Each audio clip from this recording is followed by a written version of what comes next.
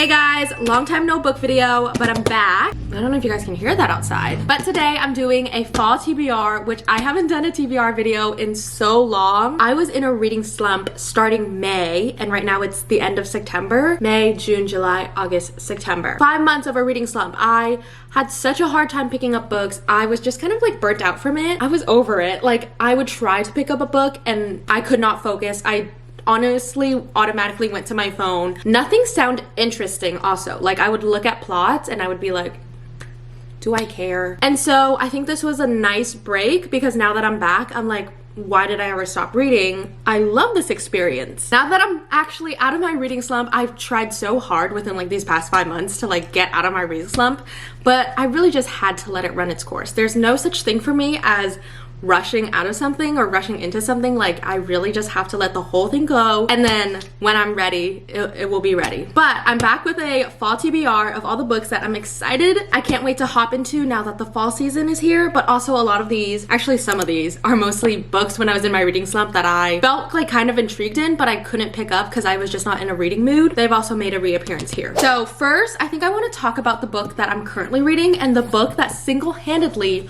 pulled me out of my reading slump. And I like low-key had a feeling it was gonna happen. Daydream by Hannah Grace. I absolutely adore this book. I've loved every single book that I read from Hannah Grace.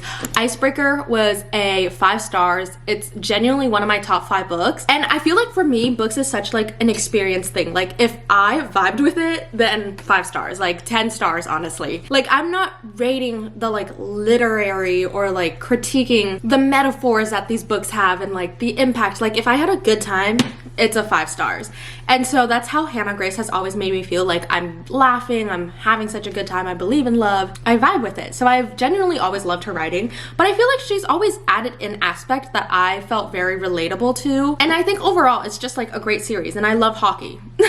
Oh my gosh, I want to show you guys something. This is gonna be a little bit confusing, but my sister's fiance, oldest sister, got me some stickers. So we have Hot Girls Read. I don't know if you guys can see that. She was in my room and she saw like my book collection and she's like, you have so many books that I want to read. Also, my phone just went off and I tried to ignore it, but I can't. And I was like, oh my gosh, yeah, feel free to borrow whatever one you want. And she was like, oh my god, cool, but I just got a Kindle. And so I think she bought some stickers for her Kindle and she must have gave me some. Anyways, back to the main video. Read this the moment it came out. I like went to the bookstore right away. I picked it up, but I'm on page 276, so I'm more than halfway through and I'm having such a great time learning about Holly and Henry. I love them so much. They are gentle with each other and so special to each other, take care of each other so well. And I feel like I say that all the time with Hannah Grace's characters, like they take care of each other so well, but they genuinely do. Anyways, moving on, I have this book called Thirst. I don't know what this is about. I think this has to do with vampires. Across 2 different time periods, 2 women, 1 vampire, 1 mortal confront a yearning that will not let them rest.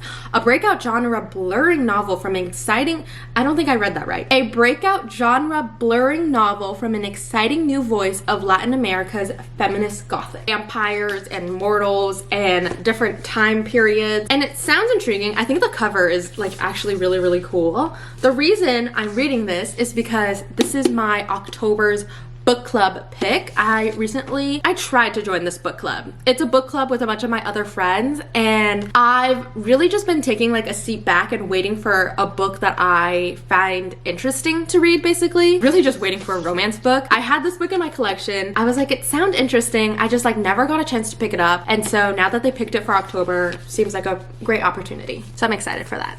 Okay, moving on, we have Cross the Line. This was a book I tried to start in the summer. I actually brought it to the swimming pool and it got a little bit wet, so it's kind of wrinkly, but I feel like this is totally up my alley or valley. I was gonna say up my vibe, but then I said up my alley, and then I said valley. Anyways, this is a brother's best friend, Formula One, kind of a, I don't want to say enemies, but definitely like dislike to lover, which I feel like I like that tension. Maybe like 2 or 3 chapters in.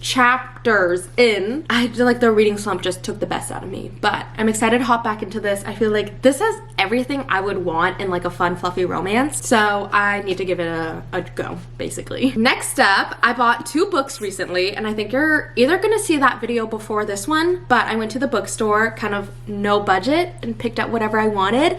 And so these are the 2 books that I ended up buying, and I really, really want to show you guys. They're also like on my fall TBR, so I'm really excited for it. I got Morbidly Yours by Ivy Fairbanks. I kind of forgot what this was about, but I remember like hearing only good things about it. I think he's from Ireland and she's from Texas or something like that. I know Ireland and Texas is in the equation here. They work in industries of like death. I don't know what like the career is called, but I knew I was interested in it. So next up, the second book I picked up is Everything I Know About Love. If you know Steph Brower, she talks about this book all the time, and I tried to get into it once, but it was on, I think it was Libby or my library book or something like that. And I remember I was like, oh, this sounds like really interesting. Like I felt like I had a lot to pick up from this and like learning about her experiences.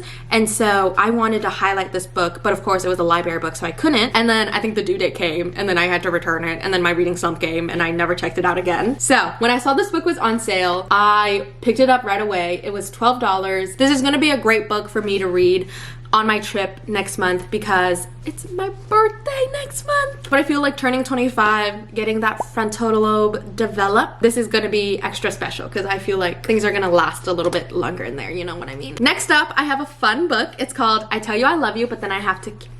I obviously, just like any other kid, picked up this book when I was in middle school. Everyone was reading it, and I think the covers are so cool.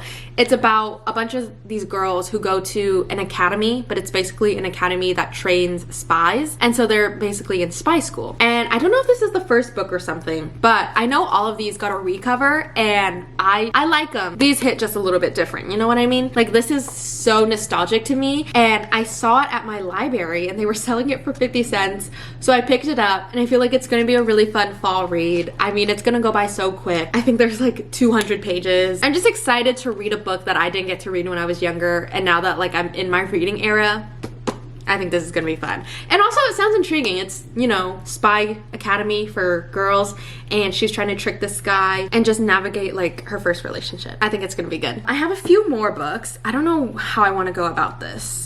Okay, well, we'll just do this. I have Trust Me by Carly Jean. I got this book sent to me. I always wanted to read this. It's even signed. Dear Sally. That's so cool. It even has like a bookmark and all this cool like art, like character art and all this like recipe stuff. I remember picking this up, reading a chapter, and like my reading slump taking over, but I remember having a good time enjoying like the characters. This is a coach's daughters meet captain of the hockey team, I believe, and I feel like that is just gonna be great tension. Forbidden romance, college romance, hockey romance, like what's not to love? So I'm excited to get back into this now that my reading slump is over. Next up we have As Good As Dead. This is the 3rd book in the Good Girl Guides to Murder. I was gonna say the Good Girls Guide series, something like that. I tried to pick up this book when the first season was coming out, and I was like, oh my gosh, like I want to finish this whole series before like I watch the show. I haven't watched the show yet. Of course, I feel like I said this 16 times. I was in my reading slump, so I could not finish it. I got this far into it, which is like 2 pages, or I'm on chapter 2. I'm excited to hop back into this. The whole series has been like a 5 stars. It's just so fast-paced, so intriguing, and I feel like with the holidays of Halloween and all the scary season coming up, this one is gonna be exciting. And I also heard she's kind of unhinged in this, so I want to see how unhinged she gets. And also I heard a certain someone returns that we absolutely hate, and I just want to watch her deal with that. Next up, we have Double Apex. This is a Formula 1 romance as well. I think the cover is so stunning. This one comes out on October 8th, so I could actually get the new cover. Not the new cover, the published version, but this is an ARC. Sorry guys. This is an ARC, and I'm super excited for it. It just seems like really interesting. It has that dynamic of like cocky F1 player meets engineer, and they kind of like clash in personality, but of course that just builds a lot of tension. I'm honestly such a big sports and romance girly. Then I have one last book, and I don't plan on like fully rereading this book. I just want to reread parts and section, but it is Twisted Hate. I got the adult cover, but I also have the discreet cover as well. I don't know why I picked this version up.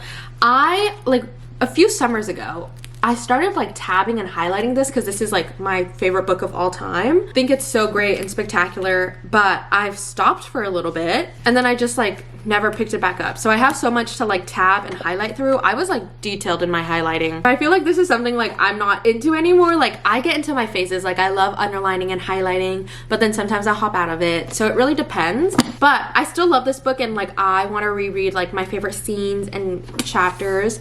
And so I pulled this out because that's what I love to do. Anyways, I'm so excited to be back in my reading era and I hope you guys enjoyed this video. Let me know what you guys want to see next and I'll see you guys next time. Hopefully it will be like a reading wrap up. Anyways, I love you guys so much. Like, comment, subscribe, and I'll see you next time. Bye.